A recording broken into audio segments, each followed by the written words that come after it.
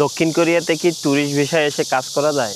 এটি আমার ইউটিউবে অনেক কমেন্ট আমি দেখতে পেয়েছি ইতিমধ্যে।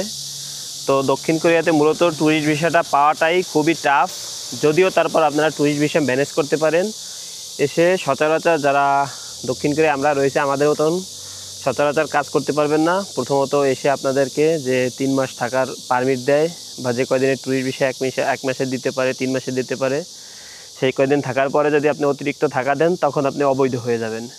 তো অবৈধ হিসাবে কাজ করা যায় সেটার জন্য আমি উৎসাহিত করব না। এবং তারপরে আপনি হচ্ছে রিফিউজি ভিসা, যেটাকে জীবন ভিসা বলে, আপনি রাজনৈতিক আশ্রয় চেয়ে উকিলের মাধ্যমে আবেদন করে জীবন ভিসা পেলে তো তার পরবর্তীতে আপনি রেগুলার কাজ করতে পারবেন এবং আপনি দক্ষিণ কোরিয়া আপনার কেরিয়ার করতে পারবেন। তো সর্বপ্রথম হচ্ছে আপনার ট্যুরিস্ট ভিসাটা পেতে হবে। আপনি যদি ট্যুরিস্ট ভিসা পেয়ে আসতে পারেন তাহলে একটা ব্যবস্থা আপনার হবে। আশা করি বুঝতে পারছেন।